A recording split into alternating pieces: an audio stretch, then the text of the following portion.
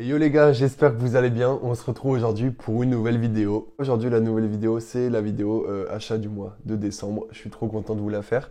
Ça a été un mois aussi cool. Le mois de novembre, bon, il était vraiment chargé. Le mois de décembre, il va l'être un peu aussi parce qu'il y a eu Noël et parce que je me suis fait plaisir tout simplement.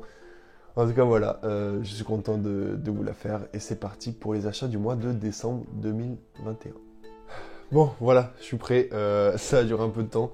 En fait, là, je vais cutter, mais ça a duré au moins 10 minutes pendant lesquelles je trouvais les mangas que j'avais achetés ce mois-ci.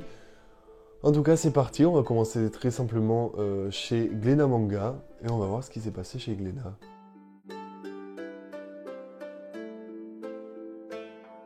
Bon, chez Glénat, ça a été un assez bon mois pour moi parce que déjà, il y avait une licence que je cherchais depuis longtemps, que j'avais vu en animé, mais en fait, l'animé s'avère ne pas être forcément le meilleur, et en fait, le manga, il est mieux que l'animé, et patati et patata. En tout cas, du coup, j'ai craqué, j'ai pris le manga. C'est évidemment les Tokyo Ghoul que vous voyez là, les 14 premiers tomes, pas Tokyo Ghoul Re, non, Tokyo Ghoul. En vrai, je les ai trouvés, je les ai reçus hier et je les avais trouvés à 40 euros l'intégrale sur Vinted. Du coup, bah moi je me les suis pris. J'ai hâte de les lire en vrai parce que vraiment j'avais déjà kiffé l'animé alors que pas beaucoup de monde ont aimé. Donc à mon avis, le manga, je ne vais que kiffer. J'ai trop hâte en vrai. Bon, j'ai plein de lectures en cours, du coup peut-être ça attendra un peu, mais voilà, ça se fera et je suis trop content d'avoir eu ça. Et le deuxième tome de chez Glénat, c'est bien évidemment, vous le connaissez, le tome 100 de One Piece qui est là et qui est vraiment magnifique. Une cover très très belle. Et je trouve que c'était la meilleure cover à faire pour le tome 100, enfin du moins la tranche avec Luffy comme ça qui sourit, tout ça. Ça fait trop plaisir de voir qu'on est arrivé enfin à 100 tomes pour une œuvre telle que One Piece qui méritait 100 tomes et qui en mérite encore un peu plus. Voilà, c'est tout ce qu'on pouvait espérer. Après, vous le savez, bien évidemment, qui dit tome 100 de One Piece, ça dit quoi? Vous le savez très bien, ça dit tome collector, tome 100, donc collector dans son truc, en faux cuir, etc. Maintenant, ils seront quoi? Ils seront à 70 euros, je crois, ou 60 euros sur Vinted, et sur les autres marchés occasion. Voilà, je suis content de l'avoir eu, je le garde quand même sous blister et je compte pas du tout le revendre moi parce que bah il est beau et je le veux pour moi aussi. Donc voilà, j'ai réussi à en avoir un, donc c'est bien aussi. Je vois des gens quand on achète 15 et tout. C'est terrible d'en arriver là, ne faites pas ça, vous n'êtes pas un bâtard, honnêtement. C'est tragique, le manga c'est pas du business, c'est avant tout une passion. Et donc voilà, en tout cas, c'est tout chez Glénat et en vrai, ça suffit, je pense. C'était quand même un grand mois pour eux chez moi. Je suis très client de Glénat, donc on verra. En tout cas, on continue directement avec Kazé.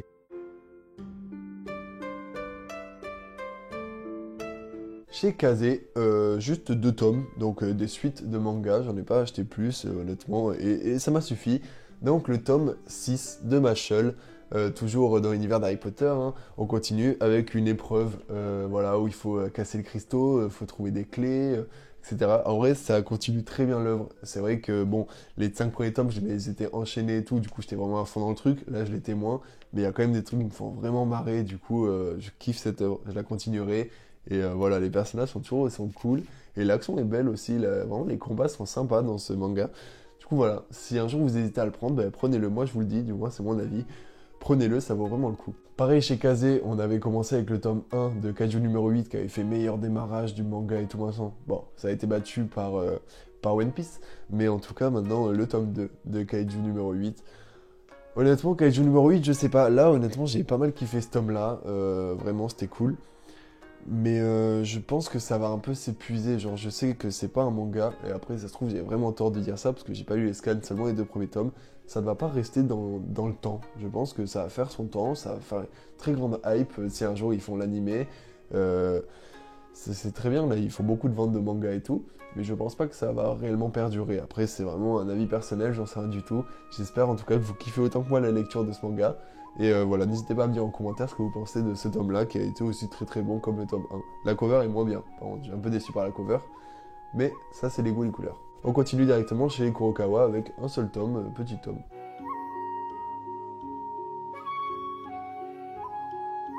Chez Kurokawa, on continue bien évidemment tous les 3 mois la sortie du tome collector, non, Prestige de Full Metal Alchemist. Donc là, le tome 9, très très beau. Mais par contre, ils abusent. La tranche est vraiment toute noire. Je trouve ça dommage. Toutes les autres tranches sont blanches. Je pensais que ça allait faire une suite de tranches blanches assez classe. Là, c'est noir. Ça m'a fait chier, je suis très compliqué niveau design pour les tranches. Par contre, la cover est incroyable, les couleurs sont incroyables, ils sont trop forts pour cette édition, l'édition est magnifique. Juste voilà, la cover ça m'a un peu fait chier, mais en vrai, normal, c'est pas grave, on s'en fout honnêtement. Tant que l'histoire est encore là, les dessins sont encore là, la cover est là et tout, ben, tout est trop cool. Et voilà, on continue directement chez Mangetsu.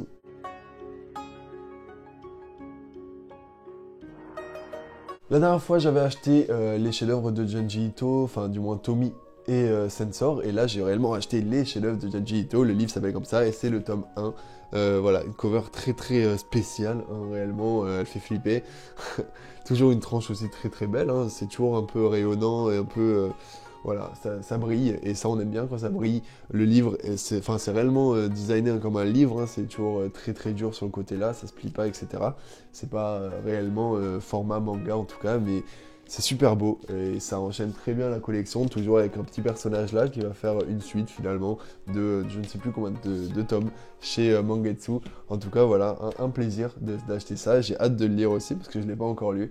En tout cas voilà, je vous dirai peut-être, j'en parlerai peut-être de tous les mangas de Junji Ito que j'ai pu lire, je vous en parlerai dans une vidéo très prochainement. On continue ensuite chez Ototo. Ototo, c'était pas mal ce mois-ci honnêtement, de toute façon vous l'avez vu en vidéo, il y a peut-être une chose qui va vous revenir.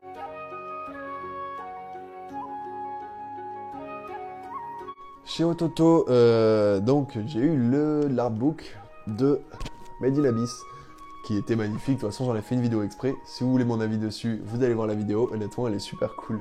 Je me fais une pub et je me suce. Non, la vidéo est super cool. L'artbook est super cool surtout. Et bien sûr, pour accompagner l'artbook, rien n'est mieux que les tomes 6, 7, 8, 9 de Made in Abyss que j'ai lu cette semaine et qui sont incroyables. C'est toujours assez creepy, hein, cette œuvre, on reste toujours. Hein.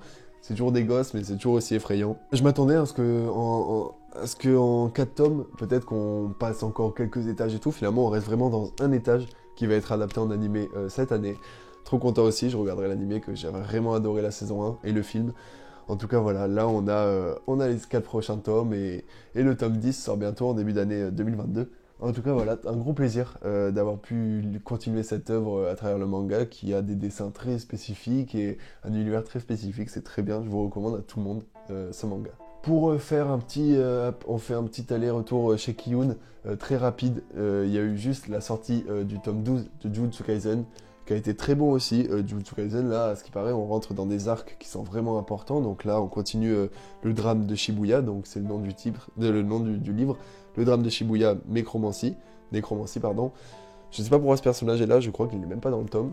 J'ai lu le tome, honnêtement ça se lit, c'est cool, moi ça va, faudra que je me les refasse d'une traite parce que là du coup je suis un peu perdu à lire tous les mois un tome de Jujutsu Kaisen, je sais plus trop ce qui se passe et tout. Mais c'est toujours un plaisir, hein. De toute façon c'est pas pour rien que c'est le manga le plus vendu au Japon, etc. C'est un plaisir, honnêtement, c'est trop cool à lire, donc je vous le recommande, mais je pense que vous n'avez pas besoin de mon avis là-dessus parce que on pense tous la même chose de cette œuvre. Pour finir cet achat manga, on va finir vraiment sur un gros truc de ce mois-ci, chez Panini Manga finalement. C'est bizarre hein, parce que c'est pas forcément la plus connue des maisons d'édition. En tout cas voilà, chez Panini Manga, ça a été un Noël très chargé.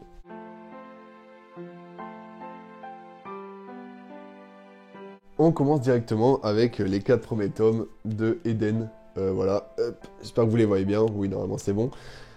Eden, honnêtement, voilà, je ne les ai pas encore lus de toute façon parce que je les ai reçus à Noël et j'ai quand même pas mal de lectures en cours et tout. Donc c'est des gros livres, à mon avis, je vais m'attarder dessus et je vais même attendre limite qu'il y en ait plus qui sortent. Le tome 5 était déjà sorti, mais c'était trop tard. Et le tome 6 sort en début d'année. Donc déjà, je vais avoir 2 tomes de plus que je vais pouvoir lire et ça me fait encore plus...